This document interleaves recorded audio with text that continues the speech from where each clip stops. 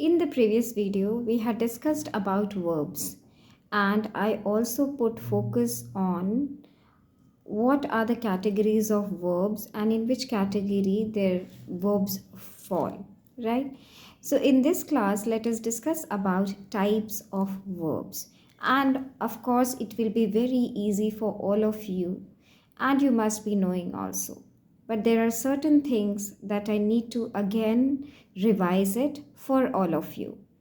Now, when we talk about types of verbs, there are basically three types of verbs, and another type that is generally very hard for students, or that falls very hard for the students, is transitive and intransitive verb.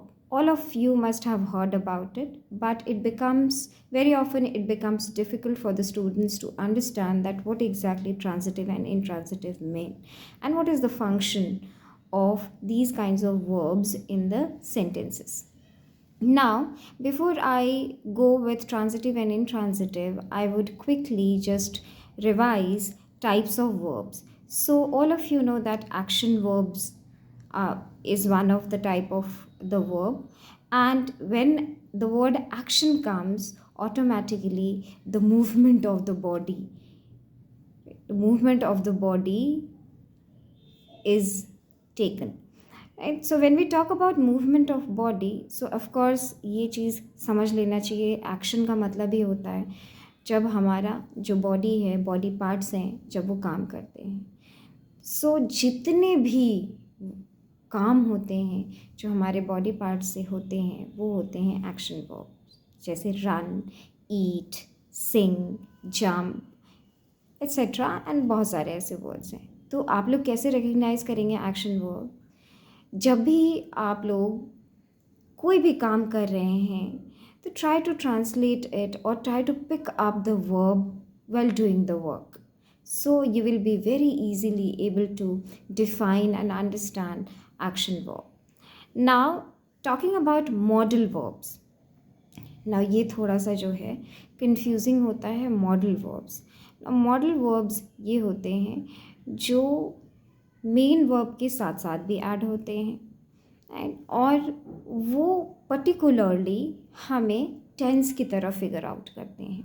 सो अगर modal verb की बात करें तो will, would, can, could, may etcetera, might, out, बहुत सारे ऐसे modal verbs होते हैं ना. सबसे इंटरेस्टिंग बात ये होती है कि कैन हम यूज़ करते हैं, कुड भी यूज़ करते हैं, बट हमेशा ये चीज़ ध्यान रखना हमें कि कुड जब हम रिक्वेस्ट करते हैं तभी कुड का यूज़ करते हैं. सो इस तरीके के वर्ब्स जो होते हैं वो पास्ट और इनफैक्ट टेंस को भी दर्शाते हैं ना. अगर हम विल शैल की बात करते हैं, ये भी मॉडल वर्ब्स ही हैं, तो विल हम वहाँ यूज़ करेंगे जहाँ हमें बहुत श्योरिटी होती है. जैसे आज तो मैं कॉलेज जाऊँगा ही जाऊँगा, so I will come to the college और I will go to the college today. So will certainty, जहाँ पे सर्टन होता है, एश्योरिटी होती है, वहाँ यूज़ होता है. अगर हम शाल की बात करते हैं तो शाल फ्यूचर में भी यूज़ होता है, बट शाल वहाँ होता है जहाँ पे थोड़ा सा जो स्टेटमेंट है, सेंटेंस है या फिर एक्शन है वो डाइसी है.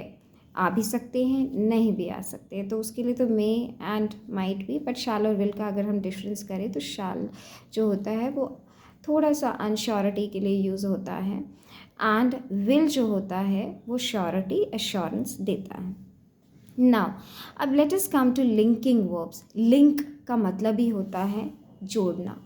सो लिंकिंग वर्ब्स वो वर्ब्स होते हैं जो पर्टिकुलरली सेंटेंसेस में फ्रेजेस को जोड़ने का काम करते हैं.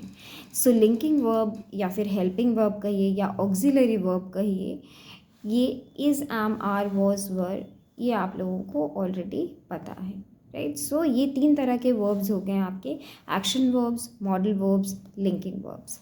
अब बात कर लेते हैं ट्रांजिटिव और इनट्रांजिटिव का, जो अक्सर अभी एग्ज़ाम्स चल रही हैं यूनिवर्सिटी में, exams are going on, and while I was checking evaluating the copies of the students of the university, I found that there were many students who we are not aware of what exactly transitive and intransitive is.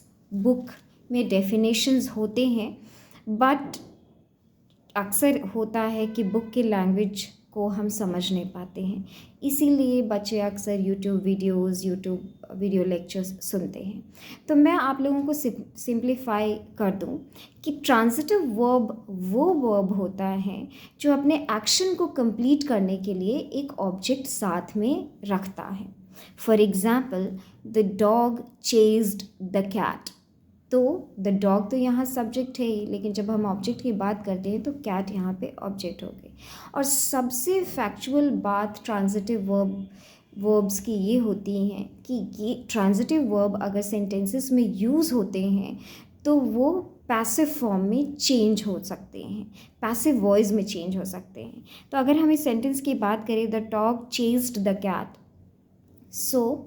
तो हम अगर इसको passive form में change करें तो the cat was chased by the dog. So ये ध्यान रखना है आपको कि ट्रांजिटिव वर्ब हमेशा एक क्या साथ में रखता है, अपने एक्शन को कंप्लीट करने के लिए एक ऑब्जेक्ट साथ में रखता है, और अगर सेंटेंसेस में यूज़ होता है तो हम उसे पैसिव फॉर्म में चेंज कर सकते हैं।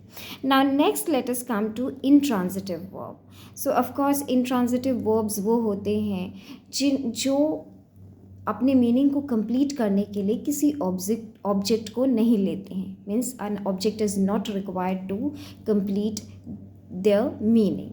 So when we talk about intransitive verb, they are followed by complement. जब हम complement की बात करते हैं तो कोई ना कोई complement अपने साथ रखते हैं। For example, the old man felt weak. So यहाँ वीक जो है वो कॉम्प्लीमेंट है, यहाँ आपको ऑब्जेक्ट नहीं मिलेगा।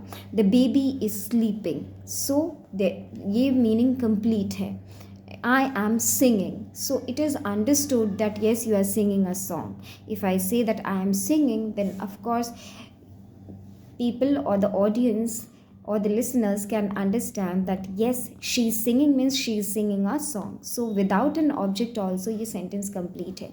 तो ये difference है transitive और intransitive verbs में ना। transitive verbs वो होते हैं जो अपने साथ अपनी मीनिंग को कंप्लीट करने के लिए सेंटेंसेस में ऑब्जेक्ट ज़रूर रखते हैं, एंड वो पैसिव में जब हम सेंटेंसेस में यूज़ होते हैं तो वो पैसिव में चेंज हो जाता है।